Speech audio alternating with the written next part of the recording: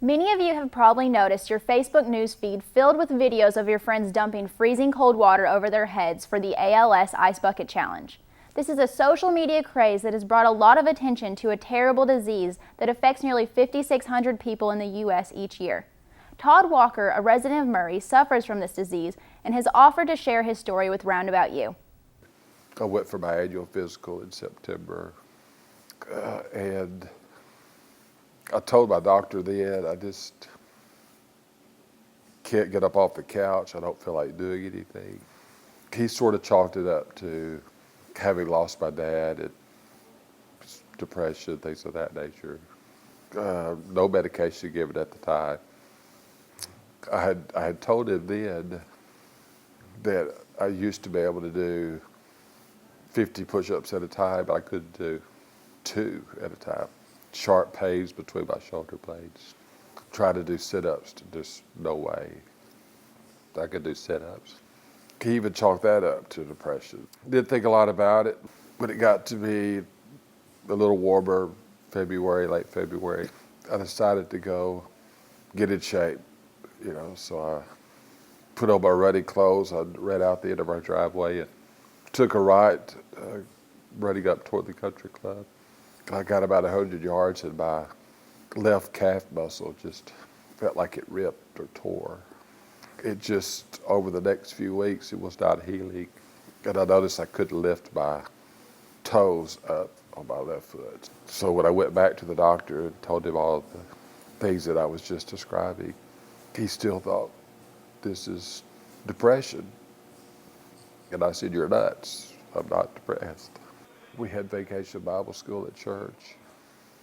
It was the last day of VBS, and it began to rain outside, and the windows were down on my car.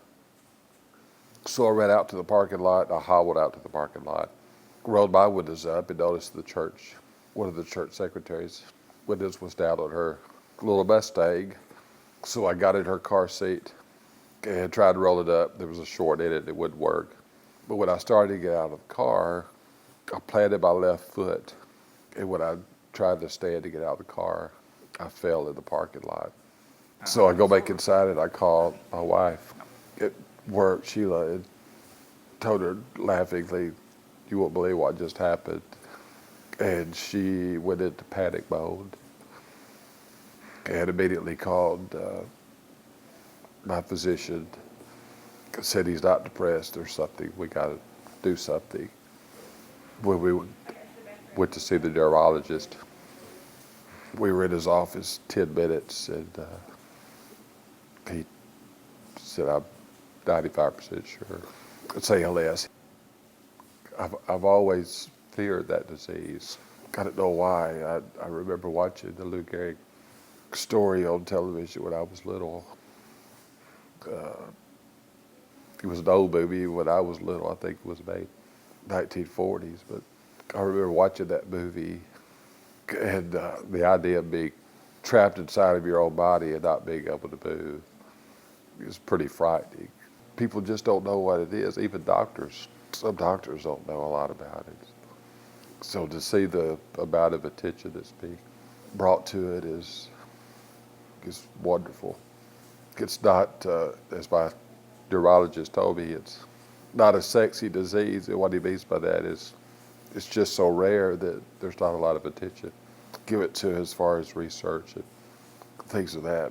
I think last year ALS Association had raised at this point like $2.9 million. And the last time we checked, it was a little over $100 million, is that right? Dollars, that's been, so think about the vast amount of money difference.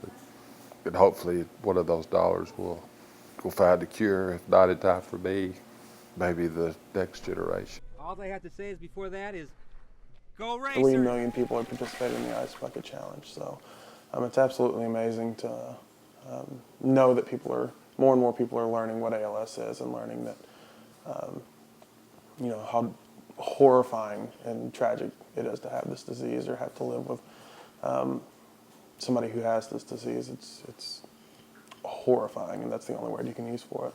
This is more than just donations, and it's more than just awareness. This is for everybody who participates, for every video that Dad gets to watch at night, the countless number of videos that we couldn't possibly ever watch every single one. It's more than awareness, it's hope. It's kind of the community, the nation saying in general, we understand that you're here, we know that you're hurting, and that's kind of a way to say that.